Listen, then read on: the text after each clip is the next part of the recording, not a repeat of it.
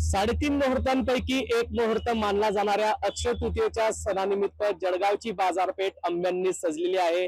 जळगावच्या बाजारात विविध प्रकारचे आंबे हे या ठिकाणी उपलब्ध झालेले आहे। अक्षय तृतीयेच्या मुहूर्तानिमित्त या ठिकाणी आंब्यांची मोठ्या प्रमाणात विक्री होत असते। बाकीची जी घागर असते ती घागर भरून या ठिकाणी आंब्याचा रस बनवला जातो व नैवेद्य हा दिला जातो।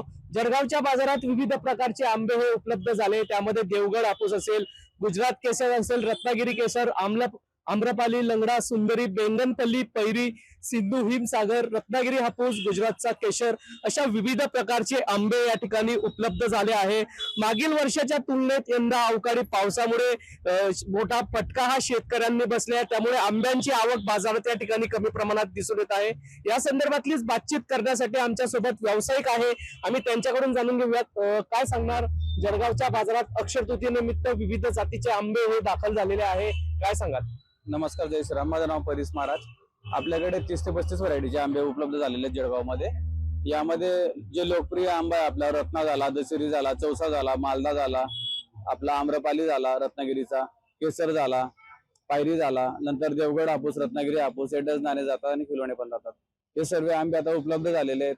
उद्या अक्षय तृतीया आपल्या सणावाराला आता लोकांना गेल्या वर्षापेक्षा किमान 20% भाववाढ झालेली, त्यामुळे थोडा हे होईलच।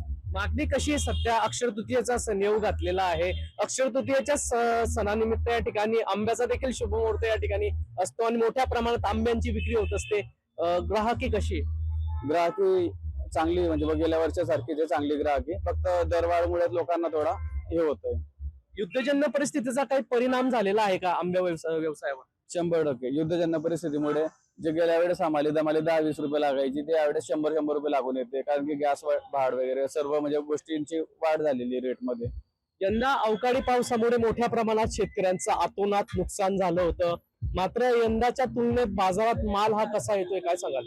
मालचं प्रमाण कमी आहे, प्रमाण कमी असल्यामुळे भाववाढ थोडा टाईट आहे अजून, पण आखाजी नंतर थोडं रेट कमी होतील।